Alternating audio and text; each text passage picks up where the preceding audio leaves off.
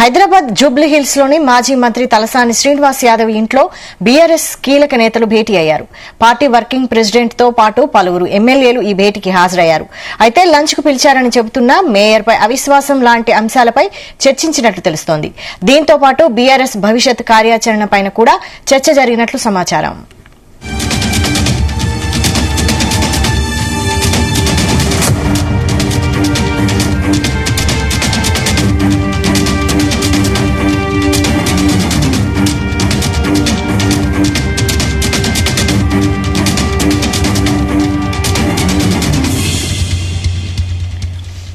ఇక హైదరాబాద్ జూబ్లీహిల్స్ లోని మాజీ మంత్రి తలసాని శ్రీనివాస్ యాదవ్ ఇంట్లో బీఆర్ఎస్ కీలక నేతలు భేటీ అయ్యారు. పార్టీ వర్కింగ్ ప్రెసిడెంట్ తో పాటు పలువురు ఎమ్మెల్యేలు ఈ భేటీకి హాజరయ్యారు.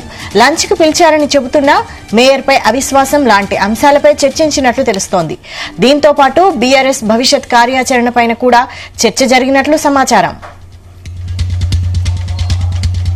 ఇదే అంశంపై మరిన్ని డీటెయిల్స్ బ్యూరో చీఫ్ నరేందర్ అందిస్తారు. నరేందర్. రైట్ వైశాలి, బీఆర్ఎస్ లో కీలక నేతగా ఉన్నటువంటి అంటే ప్రెసిడెంట్ ఎమ్మెల్యేగా ఉన్నారు మాజీ మంత్రి తలసాని శ్రీనివాస్ యాదవ్. తన కొత్త ఇల్లులో భాగంగా ఆయన జూబ్లీహిల్స్ కు మారారు. అక్కడికి బీఆర్ఎస్ వర్కింగ్ ప్రెసిడెంట్ కేటీఆర్ తో సహా పార్టీలో ఉన్నటువంటి ఎమ్మెల్యేలని ముఖ్య నేతల్ని ఆయనే లంచ్ కి పిలిచినట్టుగా సమాచారం ఉంది. అయితే అక్కడికి మధ్యాహ్నం అంటే 12 గంటల వరకు వాళ్ళందరూ కూడా చేరుకున్నారు. ఇదే సందర్భంగానే పలు అంశాలు మాట్లాడేందుకు ఇదే భేటీకి ప్రాధాన్యత చేసుకున్నట్టుగా తెలుస్తోంది. దీంట్లో చాలా అంశాలు కూడా ఉంది. ఎందుకంటే రీసెంట్ గా మనం చూసాం, నిన్న హైకోర్టు ఏదైతే ఈరోజు నల్లగొండ సభకు రద్దు చేసింది, అలాంటి అంశాలతో పాటు మేయర్ కి సంబంధించినటువంటి అంశం. ఎందుకంటే మేయర్ మనవరకు బీఆర్ఎస్ పార్టీలో ఉంది. మేయర్ విజయలక్ష్మి ప్రజెంట్ ఆమె కాంగ్రెస్ పార్టీలోకి చేరారు. మారడంతో అక్కడ కంటిన్యూ అవుతున్నటువంటి పరిస్థితి ఉంది. వాస్తవానికి 4 సంవత్సరాలు కంప్లీట్ గా ఉంది. అవిశ్వాసం పెట్టదు అనేటువంటి విషయంతో దీన్ని ఎప్పుడు పెట్టాలి, ఎలా, ఏ సందర్భంలో పెట్టాలి. ఎందుకంటే వాస్తవానికి మనం చూసాం, జిహెచ్ఎంసీలో మొత్తం 150 సీట్లు ఉంటే మొన్న బీఆర్ఎస్ పార్టీకి 56 మాత్రమే కార్పొరేటర్లు గెలవడం జరిగింది. దాంట్లో 16 నుంచి 18 మంది దాకా పార్టీ ఫిరాయించినటువంటి పరిస్థితులు చూసాం. దాని కాంగ్రెస్ పార్టీ వైపు వెళ్లారు. బీజేపీకి ప్రెసిడెంట్ బలం 47గా ఉంది కార్పొరేటర్లది. అదేవిధంగా ఎంఐఎం కు సంబంధించి 44 మంది మనం రీసెంట్ గా వాళ్ళు గెలిచినటువంటి సందర్భాన్ని మనం చూసాం. కనుక మొన్న బీఆర్ఎస్ పార్టీ నుంచి 17-18 మంది దాకా కాంగ్రెస్ వైపు వచ్చిన నేపథ్యంలో ఎంఐఎం సపోర్ట్ తో పూర్తిగా ప్రజెంట్ మేయర్ విజయలక్ష్మి కంటిన్యూ అవుతున్నటువంటి పరిస్థితి మనం చూస్తున్నాం. అయితే దీనికి ఖచ్చితంగా కూడా అవిశ్వాసం పెట్టడానికి బీఆర్ఎస్ కు రైట్ ఉంది కాబట్టి అనువైన సమయాన్ని చూసి పెట్టాలనేటువంటి ఆలోచన ఉంది. కనుక కార్పొరేటర్లు అందరూ కలిసి వస్తారా రారా అనేటువంటి విషయం కూడా ఇందులో చర్చిస్తున్నట్టుగా తెలుస్తోంది. ఎందుకంటే తలసాని పార్టీలో సీనియర్ లీడర్ గా ఉన్నారు. హైదరాబాద్ సంబంధించినటువంటి వ్యక్తి. ఇప్పుడు ఉన్నటువంటి బీఆర్ఎస్ లీడర్ లో కేసీఆర్ తర్వాత ఉన్నటువంటి సీనియర్ లీడర్ తలసాని మాత్రమే. కనుక ఆయన ఆలోచనలు సలహాలు కూడా తీసుకునే అవకాశం కనిపిస్తుంది. ఖచ్చితంగా కార్పొరేటర్లు అందరూ సిటీలో ఆయనతో సత్సంబంధాలు కలిగినటువంటి పరిస్థితి అయితే ఉంది. పద్మారావు కావచ్చు, తలసాని అందరూ కొంతమంది అందుబాటులో ఉన్నటువంటి కార్పొరేటర్లను కూడా ఇదే సమావేశానికి పిలిపించినట్టుగా తెలుస్తోంది. వాళ్ళ అభిప్రాయాలు కూడా తెలుసుకొని అవసరమైతే మరొక సిట్టింగ్ లో కార్పొరేటర్లు అందరితో సమావేశం ఏర్పాటు చేసుకొని వాళ్ళకి అవిశ్వాసం పెట్టే ఆలోచన చేసే అవకాశం ఉంది.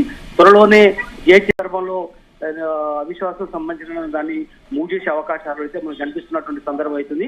అయితే మరొక స్పెక్యులేషన్ కూడా ఏర్పడుతుంది. పార్టీలో కొంతమంది కార్పొరేటర్లు బయటికి వెళ్లే అవకాశం ఉంది. వాళ్ళందరినీ కూడా బుజ్జగించేందుకు ఈ వేదికనే ఆసరా చేసుకుంటున్నారనే ఒక సమాచారం. కొంతమంది ఎమ్మెల్యేలకు కార్పొరేటర్ల మధ్య కొంత గ్యాప్ అయితే ఉంది.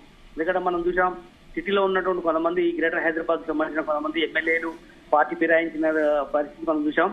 అక్కడ ఉన్నటువంటి కార్పొరేటర్లందరూ కూడా ఇప్పుడు న్యూట్రల్ గా బీఆర్ఎస్ వైపు కనిపిస్తున్నప్పుడు కూడా వాళ్ళు పార్టీ మారే అవకాశం కూడా కనిపిస్తోంది. అదేవిధంగా కొంతమంది సిటీలో ఉన్నటువంటి ఎమ్మెల్యేల్లో కార్పొరేటర్లు అంటే పార్టీ మారే అవకాశం కూడా ఉంది అనేటువంటి పరిస్థితి కనిపిస్తుంది. ఎమ్మెల్యేలు ఒకవేళ వెళ్తే కార్పొరేటర్లు అందరూ కూడా వెళ్లే అవకాశం ఉంటుంది.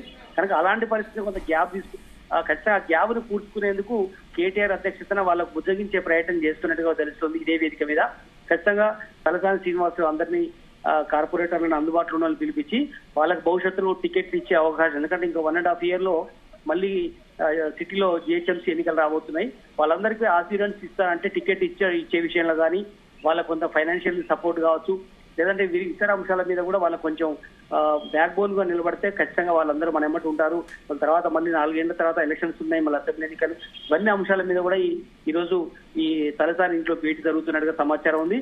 మరింత సమాచారం మనకు మరో గంటన్నరలో తెలిసే అవకాశం ఉంది.